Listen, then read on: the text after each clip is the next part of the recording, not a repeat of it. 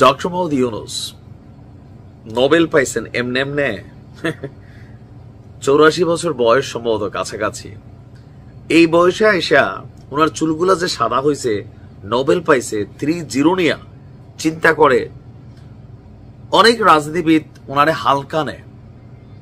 যদিও বিষয়টা কয়েকদিন আগে আলোচনায় ছিল, কিন্তু ওইভাবে এটা নিয়ে বড় আলোচনা হয়নি। আজকে যখন তিনি জার্মানির একটা পত্রিকা আপনার স্পিগেল তাদের সাথে একটা সাক্ষাৎকারে ওই ঘটনাটা সামনে আসছেন, দেন বোঝা গেছে তিনি সঠিক এই কাজটা করবেনই। সংস্কার নিয়ে নানান কথা হচ্ছে, তো আমরাও কিন্তু সংস্কার চাই। এদেশে দেখেন অনেক সিস্টেম আছে যেগুলা সংস্কার করা জরুরি, তবে রাজনৈতিক নেতারা আবার সব সংস্কারের পক্ষে না। আবার ডক্টর মোহাম্মদ ইউনূসের সরকারও সংস্কার নাম দিয়ে যে সব একদম মানে অন্য কিছু হয়ে যাবে সেটাও না। সংস্কার নামে তারাও কালক্ষেপণ করছে, এনসিপি কে সুবিধা দিচ্ছে, বিএনপির অনেক নেতার দাবি। যাই হোক, এই সংস্কার ইস্যুটাতে যেগুলো খুবই গুরুত্বপূর্ণ, নিজেদের জন্য ফায়দাজনক, এগুলোতে অনেকেই রাজি হবে না। কারণ আমাদের যেই সংস্কার কমিশন তাদের রিপোর্ট আসছে, অনেকে মত দিছে, অনেকে দ্বিমত দিছে। তো ডক্টর মোহাম্মদ ইউনূস বলছেন যে আপনার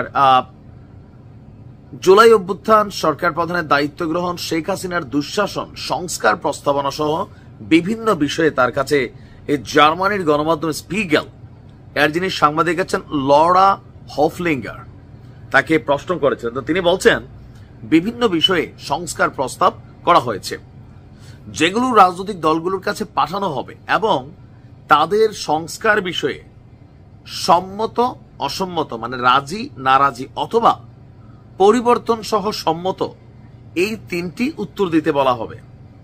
যে কথার কথা ভাত খাবা, হ্যাঁ না, বিরিয়ানি দিয়ে দিলে খাবো, এরকম টাইপের 3টা উত্তর থাকবে। এর মাধ্যমে দলগুলোর কাছ থেকে প্রতিশ্রুতি নেওয়া হবে এবং সেগুলো ওয়েবসাইটে প্রকাশ করে দেওয়া হবে। কোথায় প্রকাশ করা হবে? ওয়েবসাইটে। কেন? যেন সাধারণ মানুষ দেখতে পারেন এই যে সংস্কার কমিশন যা যা প্রস্তাবনা দিচ্ছে, যেগুলো রাজনৈতিক নেতারা নির্বাচনের আগে সরকারকে ওয়াদা দিয়ে আসতেছে যে হ্যাঁ আমরা এটা মানবো, এটা করবো, এটা করবো না, করলে এইভাবে করবো, ওইভাবে করবো না। ক্ষমতা পাওয়ার পর সংসদে গিয়া তারা যেন কথা দিলেন তো টাইপের, দিছি তো কথা, টাকাটি দিতে না দেমো, কখন, যেই মাসে শুক্রবার নাই, তো এরকম ওয়েট করতে হবে। অনেক রাজনীতিবিদরা বাংলাদেশকে নিয়ে এরকম ওয়েট করান। তো ডক্টর ইউনূসের এই যে কৌশল, এবার এটা তার নিজের হোক, উপদেষ্টাদের কাছ থেকে আসুক, বাট কঠিন একটা কৌশল তিনি অ্যাপ্লাই করছেন বহুত রাজনীতিবিদদের। শব্দটা শুনতে একটু অড ফিল হবে, বাট পুঙ্গি বাইজা যাবে। কেন?